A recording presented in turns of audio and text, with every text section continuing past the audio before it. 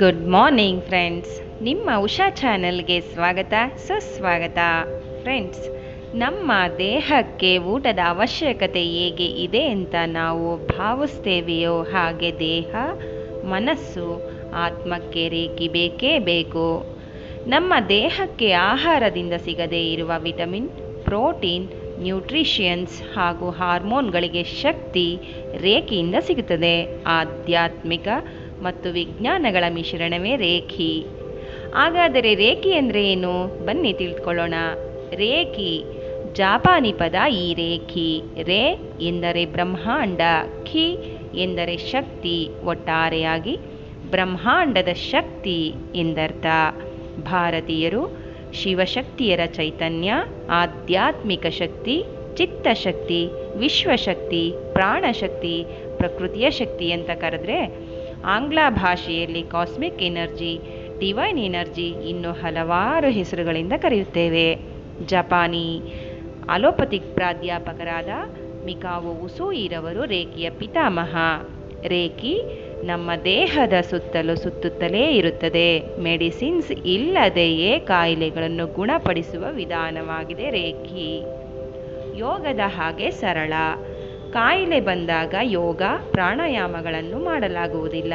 ಆದರೆ ರೇಖಿ ಬಹಳ ಬೇಗ ಗುಣಮುಖರಾಗುವಂತೆ ನಮ್ಮ ಅವಶ್ಯಕತೆಗಳಿಗೆ ಬಹುಬೇಗ ಸ್ಪಂದಿಸುತ್ತದೆ. ಸಾಧನೆ ಬಲು ಸುಲಭ.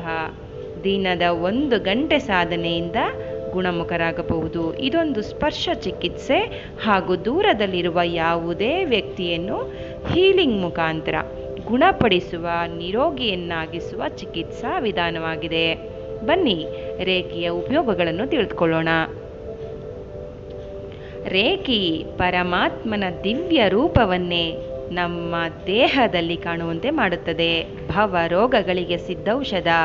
ನಮ್ಮೊಳಗೆ ಬೇರೂರಿರುವ ವಿಕಾರಿ ಸಂಸ್ಕಾರಗಳು ಹಾಗೂ ಹಿಂದಿನ ಜನ್ಮಗಳ ಕರ್ಮಗಳನ್ನು ಭಸ್ಮ ಮಾಡುತ್ತದೆ. ಮನಸ್ಸಿನ ನೈರ್ಮಲ್ಯ ಮತ್ತು ಏಕಾಗ್ರತೆಯನ್ನು ಹೆಚ್ಚಿಸುತ್ತದೆ. ವಿಕಾರಿ ಸಂಕಲ್ಪಗಳ ಸೆಳೆತ ಹಾಗೂ ಗೊಂದಲಗಳಿಂದ ಹೊರತರುತ್ತದೆ. ಸಾಧಕನನ್ನು ಸಮರ್ಥನನ್ನಾಗಿ, ಶಕ್ತಿವಂತನನ್ನಾಗಿ, ಚುರುಕಾಗಿ, ಜಾಗರೂಕನನ್ನಾಗಿ ಹಾಗೂ ದೀರ್ಘಾಯುಷಿಯನ್ನಾಗಿಸುತ್ತದೆ. ಸಾಧಕನನ್ನು ಕಾಲಿಟ್ಟ ಎಲ್ಲ ಕ್ಷೇತ್ರಗಳಲ್ಲಿಯೂ ಸದಾವಕಾಶಗಳನ್ನು ಸೃಷ್ಟಿಸುತ್ತದೆ. ನಾಯಕನ ಸ್ಥಾನಕ್ಕೇರಿಸುತ್ತದೆ. ದುರ್ನಡತೆ, ಕೆಟ್ಟ ಚಟಗಳಿಂದ ದೂರವಿರಿಸಿ ವ್ಯಕ್ತಿಯನ್ನು ಪವಿತ್ರ, ಶಾಂತಿ, ಪ್ರೇಮ ಸ್ವರೂಪದವನನ್ನಾಗಿಸುತ್ತದೆ. ಆತ್ಮಕ್ಕೆ ವರ್ಣಿಸಲಾಗದಷ್ಟು ಸುಖ, ಆನಂದ ಪ್ರಾಪ್ತಿಯಾಗುವಂತೆ ಮಾಡುತ್ತದೆ. ವ್ಯಕ್ತಿಯ ಸತತ ಸಾಧನೆಯಿಂದ ಸದಾ ಹಸನ್ಮುಖಿಯಾಗಿ ಶುಭ ಚಿಂತನೆಯಲ್ಲಿರುವಂತೆ ಮಾಡುತ್ತದೆ. ಜನರ ಆಶೀರ್ವಾದ, ಮೆಚ್ಚುಗೆಗೆ ಪಾತ್ರನಾಗುವಂತೆ ಮಾಡುತ್ತದೆ. ದೇಹದಲ್ಲಿರುವ ಪ್ರೋಟಾನ್, ನ್ಯೂಟ್ರಾನ್ಗಳಿಗೆ ಶಕ್ತಿಯನ್ನು ಹರಿಸಿ ಪ್ರತಿಯೊಂದು ಜೀವಕೋಶಗಳಿಗೂ ಶಕ್ತಿಯನ್ನು ಹಾಗೂ ಜೀವ ತುಂಬುತ್ತದೆ. ರೇಖಿ ಸಾಧಕನ ದೇಹದಲ್ಲಿರುವ ಎಲ್ಲ ಚಕ್ರಗಳಿಗೂ ಶಕ್ತಿ ತುಂಬುತ್ತದೆ. ಚಕ್ರಗಳ ಅಸಮತೋಲನವನ್ನು ತೊಲಗಿಸುತ್ತದೆ. ಚಕ್ರಗಳಲ್ಲಿ ರೇಖಿ ಶಕ್ತಿ ಹರಿಯುವುದರಿಂದ ನಮ್ಮ ದೇಹದಲ್ಲಿರುವ ಚಕ್ರಗಳು ಅದಕ್ಕೆ ಸಂಬಂಧಿಸಿದ ಭಾಗಗಳಿಗೆ ಶಕ್ತಿಯನ್ನು ಬಿಡುಗಡೆ ಮಾಡಿ ಇಡೀ ದೇಹ, ನಾಡಿಮಂಡಲ, ಮೆರಿಡಿಯನ್ಗಳು ಹಾಗೂ ಪ್ರಭಾವಲಯವನ್ನು ಸುಧಾರಣೆಗೆ ತರುತ್ತದೆ. ರೋಗಗಳನ್ನು ಉಪಶಮನ ಮಾಡುತ್ತದೆ. ಸಾಧಕನನ್ನು ಸದೃಢ, ಶಾಂತತೆ, ಸಂತೃಪ್ತ, ಸಕಾರಾತ್ಮಕ ಆಲೋಚನೆ, ಆತ್ಮವಿಶ್ವಾಸ, ಸಮಚಿತ್ತತೆಯ ವ್ಯಕ್ತಿತ್ವ, ಛಲ, ಧೈರ್ಯ, ಹುಮ್ಮಸ್ಸು ಎಲ್ಲವನ್ನು ತರುತ್ತದೆ. ಪ್ರಭಾವಳಿಯು ಶುದ್ಧವಾಗುವುದರಿಂದಾಗಿ ಅಂದುಕೊಂಡ ಕೆಲಸಗಳು, ಸಂಕಲ್ಪಗಳು ಬಹುಬೇಗ ಸಿದ್ಧಿಸುತ್ತವೆ. ಕೋಪ ನಿಯಂತ್ರಣಕ್ಕೆ ಬರುತ್ತದೆ. ಹಣಕಾಸಿನ ಹರಿಯುವಿಕೆಯು ಜಾಸ್ತಿ ಆಗುತ್ತದೆ. ಆಧ್ಯಾತ್ಮಿಕವಾಗಿ ಉನ್ನತ ಸ್ಥಾನಕ್ಕೇರಿಸುತ್ತದೆ. ಕಾರ್ಯಕ್ಷಮತೆಯನ್ನು ಹೆಚ್ಚಿಸುತ್ತದೆ. ಶೈಕ್ಷಣಿಕವಾಗಿ, ಮಾನಸಿಕವಾಗಿ, ಸಾಂಸಾರಿಕವಾಗಿ ಸದೃಢ ನಿರ್ಧಾರಗಳನ್ನು ತೆಗೆದುಕೊಳ್ಳಲು ದಾರಿ ತೋರಿಸುತ್ತದೆ. ನಿದ್ರಾಹೀನತೆ ದೂರವಾಗುತ್ತದೆ. ಸಂಬಂಧಗಳಲ್ಲಿಯೂ ಕೂಡ ಸುಧಾರಣೆಯನ್ನು ತರುತ್ತದೆ. ಸಾಧಕನ ಹಾಗೂ ಸಂಗಾತಿಯ ನಡುವೆ ಸಾಮರಸ್ಯವನ್ನು ಏರ್ಪಡಿಸುತ್ತದೆ.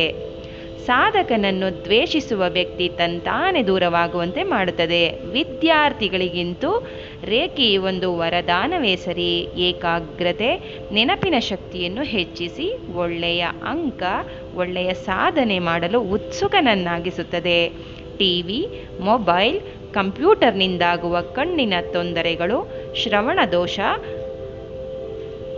ಹಲ್ಲುಗಳ ತೊಂದರೆಗಳು ಎಲ್ಲವನ್ನೂ ತಪ್ಪಿಸುತ್ತದೆ. ಥೈರಾಯ್ಡ್ ಗ್ರಂಥಿಯನ್ನು ಶಕ್ತಿಯುತವಾಗಿಸುತ್ತದೆ. ಲಿವರ್, ಪ್ಯಾಂಕ್ರಿಯಾಸ್, ಲಂಗ್ಸ್, ಹಾರ್ಟ್, ದೊಡ್ಡ ಕರಳು, ಚಿಕ್ಕ ಕರಳು, ಗರ್ಭಕೋಶ ತೊಂದರೆಗಳು, ಹಾರ್ಮೋನ್ ಇಂಬ್ಯಾಲೆನ್ಸ್, ಮೂತ್ರಪಿಂಡಗಳು, ಮೂತ್ರನಾಳಗಳು, ಡಯಾಬಿಟಿಸ್, ಡಿಪ್ರೆಷನ್, ಲವ್ ಫೇಲ್ಯೂರ್, ಉದ್ಯೋಗ ಎಲ್ಲದರಲ್ಲೂ ಸುಧಾರಣೆಯನ್ನು ತರುತ್ತದೆ. ನರ ದೌರ್ಬಲ್ಯ, ಡಿಸ್ಕ್ ಪ್ರಾಬ್ಲಮ್, ಸಯಾಟಿಕಾ, ವೀಸಿಂಗ್, ಚರ್ಮ ಕಾಯಿಲೆಗಳು, ಅದರಲ್ಲೂ ಸೋರಿಯಾಸಿಸ್ಗೆಂತೂ ರೇಖಿ ರಾಮ ಬಾಣ ಅಂತಲೇ ಹೇಳ್ತೀನಿ. ನಮ್ಮನ್ನು ನಾವು ಇಷ್ಟಪಡುವಂತೆ ರೇಖಿ ಮಾಡುತ್ತದೆ. ದೇಹ, ಮನಸ್ಸು ಮತ್ತು ಆತ್ಮಕ್ಕೆ ಸುತ್ತುವರಿದಿರುವ ನಕಾರಾತ್ಮಕ ಶಕ್ತಿಗಳನ್ನು ತೊಲಗಿಸಿ ಔಷಧಿಯಾಗಿ ಕೆಲಸ ಮಾಡುತ್ತದೆ. ಸಾಧಕನ ಜೀವನದಲ್ಲಿ ಅದ್ಭುತ ಬದಲಾವಣೆಯನ್ನು ತರುತ್ತದೆ. ರೇಖಿ ಸಾಧಕನನ್ನು ಒಂದೊಂದೇ ಸಾಧನೆಯ ಮೆಟ್ಟಿಲುಗಳನ್ನೇರಲು ಸದಾವಕಾಶಗಳನ್ನು ಸೃಷ್ಟಿಸಿ ಹಸನ್ಮುಖಿಯಾಗಿಸುತ್ತದೆ. ನಮ್ಮ ನಿಮ್ಮೆಲ್ಲರ ಪ್ರಶ್ನೆಗಳಿಗೆ ಉತ್ತರ ರೇಖಿ. ಸರ್ವ ರೋಗಗಳಿಗೆ ಒಂದೇ ಮದ್ದು ರೇಖಿ. ಬನ್ನಿ ಹಾಗಾದರೆ ಇನ್ಯಾಕೆ ತಡ, ರೇಖಿಯಿಂದ ಸಂತೋಷಕರ ಜೀವನವನ್ನು ನಡೆಸಿ ಗತ ಜನ್ಮಗಳ ಪಾಪಕರ್ಮಗಳನ್ನು ಕಳೆದು ದೇಹ, ಮನಸ್ಸು, ಆತ್ಮದ ಯಶಸ್ಸಿನ ಕಡೆ ಸಾಗೋಗೋಣ. ಮತ್ತೊಂದು ವಿಡಿಯೋದೊಂದಿಗೆ ಮತ್ತೆ ಭೇಟಿಯಾಗ್ತೀನಿ. Thank you for watching. ನಮಸ್ಕಾರ.